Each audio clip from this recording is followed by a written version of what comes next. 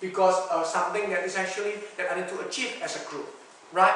Now, I want to share with you. I spoke to a person.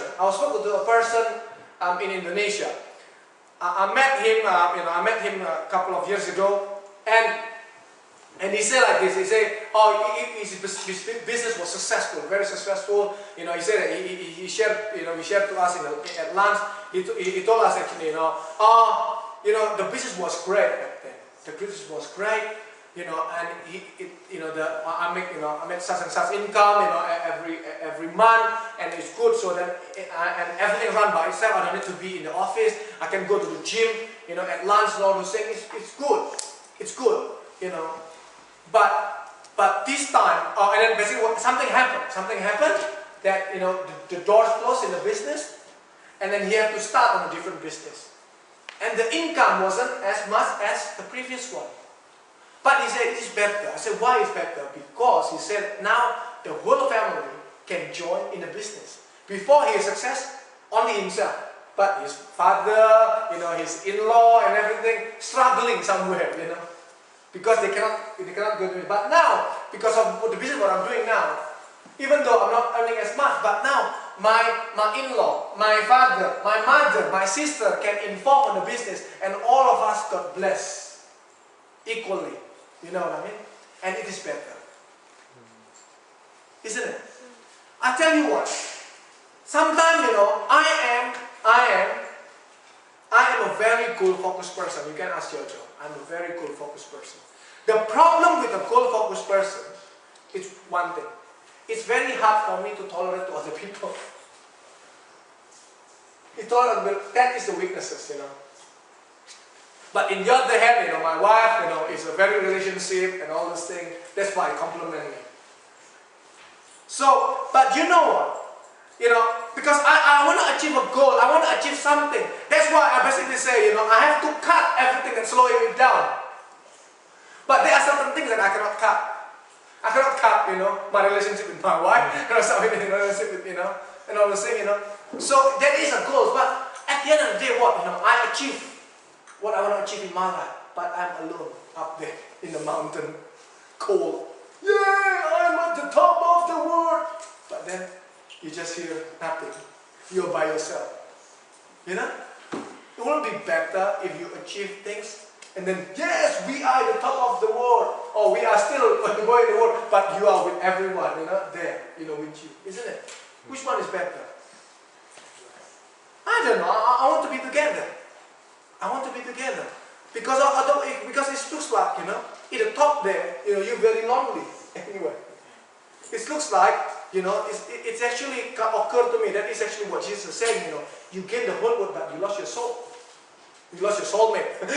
you lost your one thing that you like. You lost your children. You lost your everything. What's the point? What's the point? What's the point? So, I have become a goal-focused person, but now I have to start to learn, to slow down. And basically, it's better to achieve things together rather than to achieve things high by myself. And I found out, everyone just miles away. They cannot catch up with me. Right? That is me.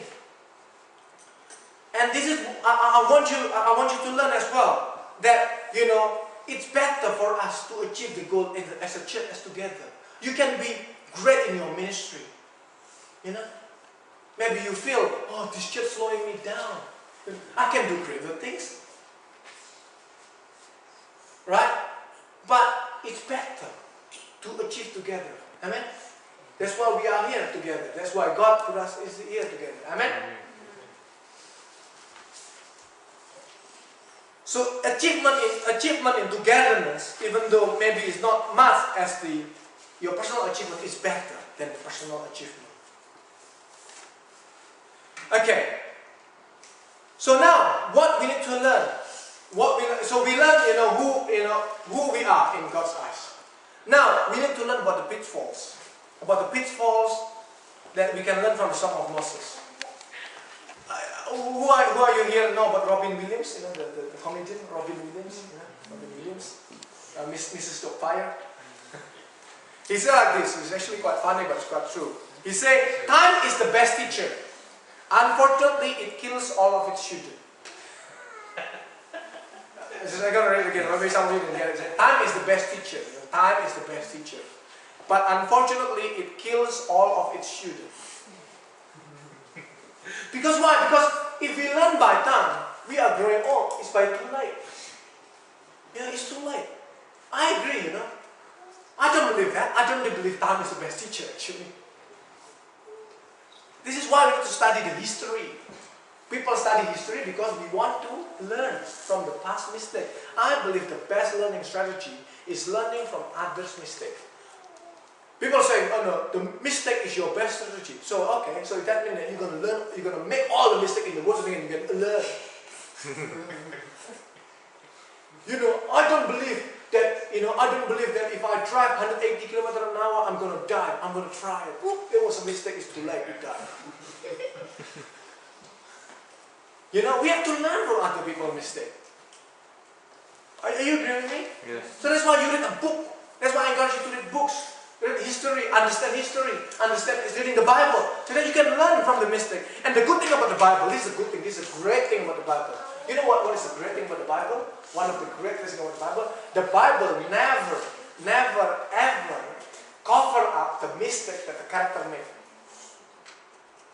Because if David with Bathsheba, is the greatest king in Israel, it's a scandal. Let's cover it up. But no, it's written. Even in the Psalm 50, something 51, David wrote his confession of sin. So then the people will learn. This is a great thing about the Bible. Abraham had a mistake. Wasn't covered up. Maybe because why? Because he wasn't a politician who wrote the Bible. They don't care about the mistake. They put down the mistake. So then we all can learn.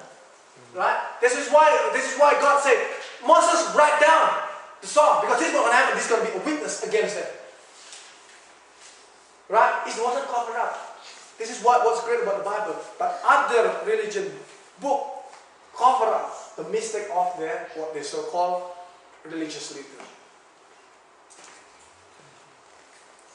So now, because of that, because the purity and because of that, we can learn from the characters, the mistake from the characters of the Bible. Yes? And this is why we learn from the Song of Moses. Okay, so let's learn the several pitfalls that we should avoid. We should avoid. Because what? Because like this, this is why I see it.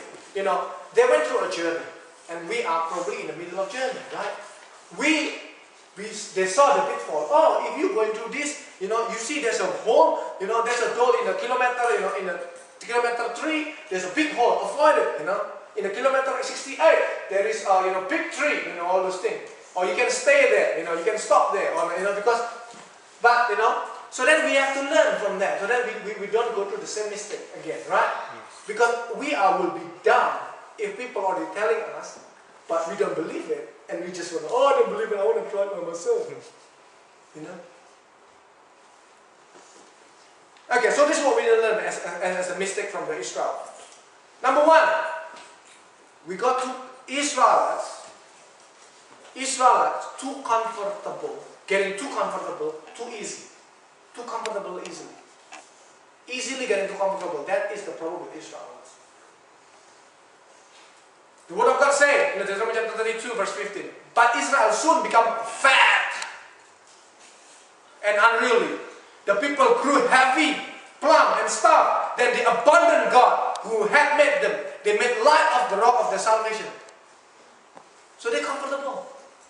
They're comfortable of what? They're comfortable of what? The blessing of God.